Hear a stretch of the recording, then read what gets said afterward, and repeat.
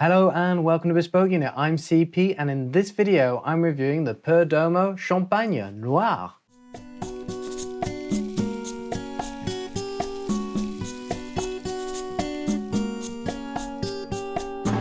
First of all, this review is conducted using the Bespoke Unit Cigar Formula, a quantifiable review matrix that you can either use at home for your own reviews or you can use as a quick reference if you don't have time to watch the whole video. Simply look in the description below where you'll find a link to the full review, which will give you the final PDF version for a quick and comprehensive breakdown of the cigar and its characteristics. Furthermore, the cigars were stored using the Boveda acrylic humidor that you can see beside me. They were stored using Boveda 69% packs and with a Boveda butler to monitor them. It was for a period of 3 weeks to make sure that they were properly acclimated and prepared for this video. The Perdomo Champagne Noir is an addition to the original champagne line that knew a lot of success, and it's become a bit of a cult cigar. Although it came out, I don't know, I think it's between 5 and 10 years ago, but quite a while, more than 5. I'd say around 2013. It's become somewhat of an elusive cigar and sometimes quite hard to find, but these days it's part of the regular lineup and one of the most successful blends from Perdomo. It is handcrafted in Esteli, Nicaragua, in the Perdomo factory, using an accordion style. It features a triple-fermented Connecticut broadleaf maduro wrapper. The wrapper has been aged for 14 months and then has undergone a second aging process for 6 months in bourbon barrels. And then afterwards, the binder and the filler consist of Nicaraguan Cuban seed tobaccos. I don't know the terroirs or the regions or the varieties exactly that were used. And that makes this cigar overall a Nicaraguan puro. With all that being said, let's jump straight into the look and feel. So in my hand, I have a 6x54 Epicure. It's somewhere between a Toro and a Gordo. The roll at times, there are a couple of minor soft spots, but overall the construction seems pretty good. The spring is firm, but more on the soft side.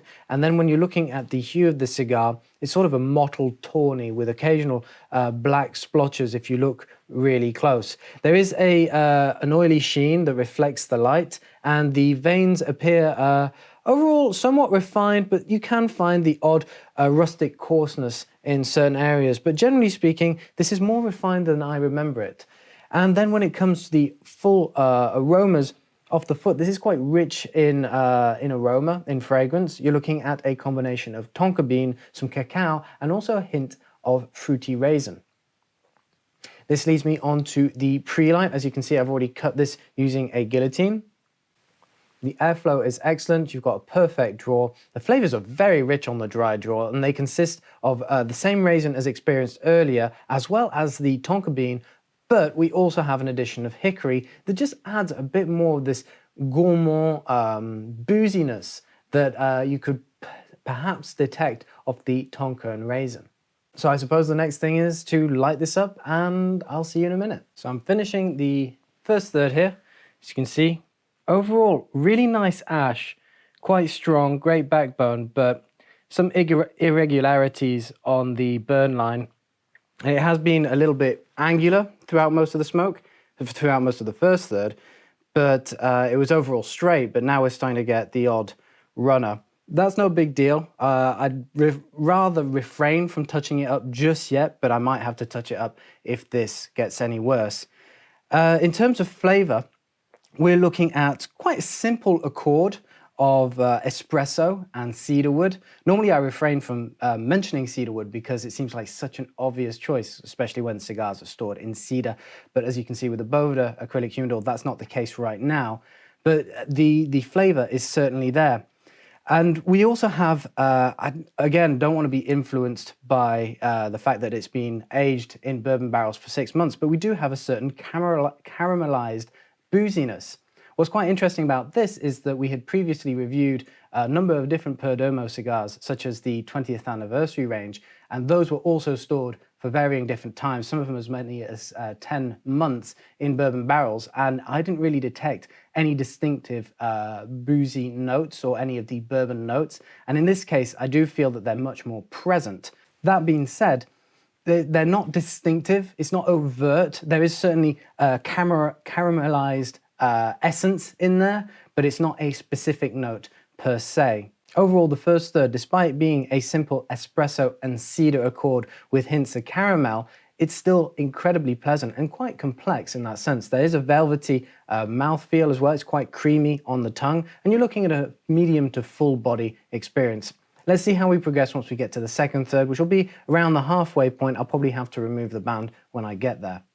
So I'm now in the second third, and as you can see, it's getting dangerously close to the band. I've pushed the band back several times because I don't want to remove it just yet. I like a little bit of ornamentation on my cigar. The burn has, it did correct itself, and now it's a bit wavy again. It's having its ups and downs. It seems to be struggling, but it's doing its best to correct things. But the ash plopped off just after the first third finished. And as you can see, it's nice and solid, so you've got good backbone there. In terms of flavor, here we're looking at cacao, earth, and nutmeg. So it has developed from the first third. The caramelized booziness from the first third has somewhat dissipated to instead reveal a spiciness. The espresso has faded, but to reveal another gourmand note of cacao, with the cedar turning into a more earthy profile. We're still at the medium to full body. In terms of intensity, it hasn't really increased all that much, but we'll see if that changes once we get into the final third. So, final third here, and there is a distinctive change in body. Indeed, it's towards the nub, we're looking at a full-bodied cigar, whereas the majority of the cigar is medium to full. We also have a change in flavor profile. Here, although overall is generally the same, there are some new notes such as curcuma or turmeric. We also have some oaky, woody notes, very deep and verbose, as well as the cacao from the second third that has persisted and stays there in a lingering capacity. In terms of complexity, we're not looking at an overly complex cigar. It does retain simple accords throughout each third, but that's not to say that they're unpleasant. It's a very easy to smoke cigar. In terms of mouthfeel though, we're looking at a very smooth, very creamy texture that leaves a pleasant coating on the palate. Its astringence is quite balanced. You might get a little bit of salivation towards the end, near the final third, but overall, it doesn't cause any excessive dryness or salivation. And the stimulation is overall quite balanced. It does leave good stimulation all over the palate. The life cycle is more on the developed side, but you could argue that it could be somewhat linear in that it gives you same notes all the way through. That being said, this is the kind of cigar that you would expect to give you a consistent experience.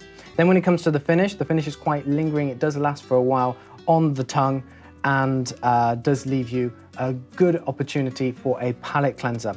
As for the residual scent in the room, so I'm smoking indoors here with the windows and doors closed because it's quite cold outside right now. The odor is somewhat potent, but it's not unpleasant. It's going to linger though for quite a while.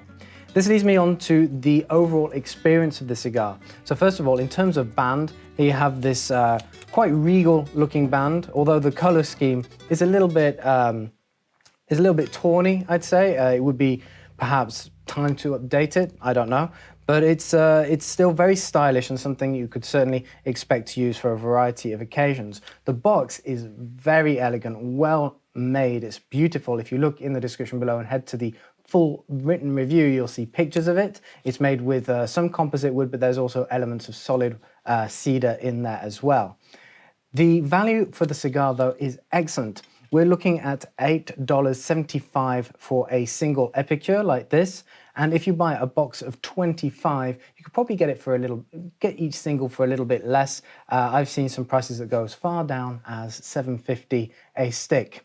Then when it comes to the occasion of the cigar, this is quite versatile. It can be used for a variety of different moments. I would certainly suggest it's best served in the evening or nighttime. Indeed, it's a very good nighttime cigar. This is one that you could also consider for occasions with friends, and you could take to a special occasion or a exclusive club without it seeming ill-fitting. Finally, we're going to look at the pairings. In terms of food pairings for this cigar, this is going to be a cigar that is really a digestif. I wouldn't really accompany it with a dish. Nevertheless, you can consider it after something like an osso buco that has been marinating for a long period of time. It would have that strength for those flavors to be extended through the cigar. Alternatively, black pudding was something that I considered that could be quite interesting. And finally, there is dark chocolate that would be a good pairing, as cacao is a frequent visitor throughout the whole cigar.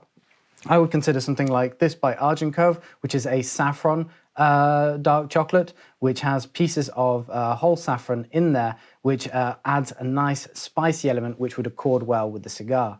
Then when it comes to beverages, I'd probably lean towards an Islay single malt, something which with a smoky or peaty profile would pair very nicely and probably have the character that would compare in terms of body. Otherwise, you could of course go for a high quality bourbon, as long as it's one that's quite full-bodied and would match well the cigar's characteristics.